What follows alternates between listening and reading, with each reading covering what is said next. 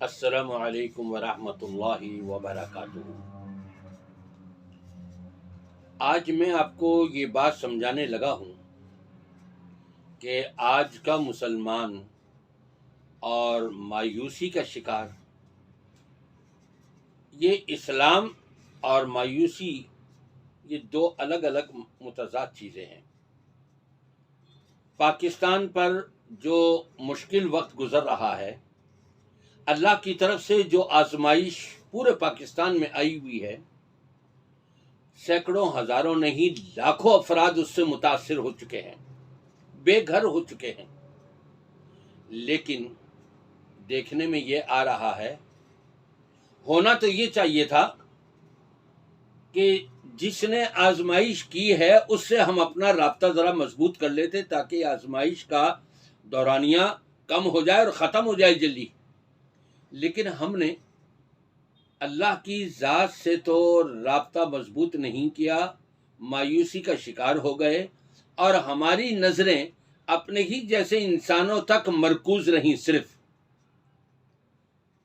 کون سی جماعت آ رہی ہے اب ہمارے لیے راشن لے کے، اب کون آ رہا ہے، اب وہ کون آ رہا ہے، اور اس کے اندر پھر یہاں تک نوبت کہ راشن تقسیم ہو رہا ہے، وہاں پر ترپال تقسیم کیے گئے ڈی جی خان سے تھوڑا سا آگے جا کر کے، تو ایسے لوگ دیکھنے میں آئے کہ جن کے اپنے مکان محفوظ ہیں، سیلاب سے متاثر نہیں ہوئے، لیکن وہ واسطے لگا کر اور رابطے قائم کرتے ہوئے اس کے ذریعے، اس کے ذریعے، فلاں کے ذریعے وہ ترپالے لے کر کے جا رہے ہیں۔ کیا کریں گے؟ بازار میں جا کر کے بیچیں گے، فروخت کریں گے۔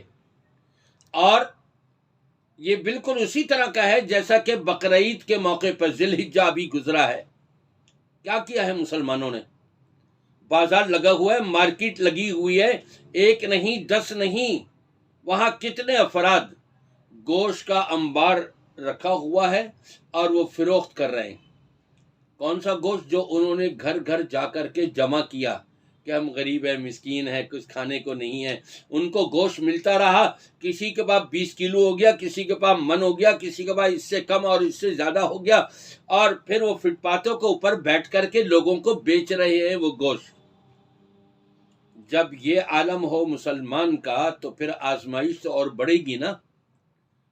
یہاں جو سیلاب زدگان ہیں ان کو تو چاہیے تھا کہ صرف اپنے اللہ سے رابطہ قائم کرتے، اللہ تبارک و تعالی ڈونر آپ کے پاس خود بھیجتا، رب تبارک و تعالی آپ کے لیے خود یہ آزمائش کو ختم کر کے اور آپ کو خوشحال بنا دیتا۔ بنانے والا وہ ہے، قل اللہم مالک الملک تؤتی الملک من تشاء وتنزع الملک من تشاء وتعز من تشاء وتذل من تشاء بیدک الخیر انک علی کل شیء قدیر۔ رب تبارک و تعالی تو ہے کہ جس کو چاہتا ہے بلند و بالا کر دیتا ہے، جس کو چاہتا ہے پستی پر پھینک دیتا ہے، جس کو چاہتا ہے عزت سے دوبالا کر دیتا ہے، جس کو چاہتا ہے ذلیل و رسوا کر دیتا ہے۔ اگر یہ آزمائش کے طور پر ذلت اور یہ رسوائی مسلمانوں میں آئی ہے تو ہم کیوں نہ اپنے اللہ سے رابطہ قائم کریں؟ اللہ ہی بھیجنے والا ہے، کس کس کے ذریعے سے اور کہاں سے؟ وَيَرْزُقْهُ مِنْ حَيْثُ لَا يَحْتَسِبُ۔ رب تبارک و تعالیٰ کے ہاں تو یہ اصول ہے، ایسی جگہ سے وہ تمہیں روزی رزق دے گا، پہلے سے زیادہ دے گا، تمہارے شان و گمان میں بھی نہیں ہوگا کہ ہم کو یہاں سے بھی مل سکتا تھا، یہاں سے بھی کھانے پینے کو مل سکتا تھا۔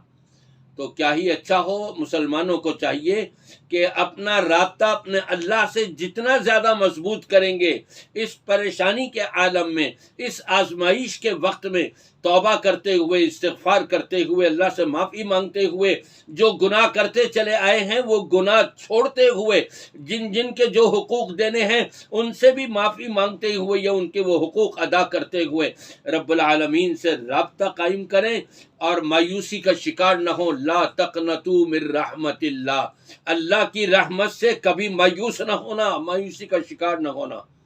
لیکن دیکھنے میں یہ آ رہا ہے اکثریت مایوسی کا شکار ہو چکی ہے، اپنے اللہ کے سامنے ہاتھ پھیلانے کے بجائے رونا دھونا، اس کے سامنے اس کے سامنے رونا دھونا، بس یہ شکوے شکایات یہ سارے کچھ اپنی جیسے انسانوں سے ہو رہے ہیں۔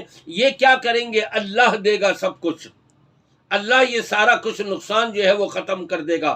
تو کیوں نہ ہم اللہ سے اپنا رابطہ قائم کر لیں، اللہ تبارک و تعالیٰ ان ڈونروں کو اور ان لوگوں کو بھیجے گا اور ہماری مدد کر دے گا انشاءاللہ تعالیٰ۔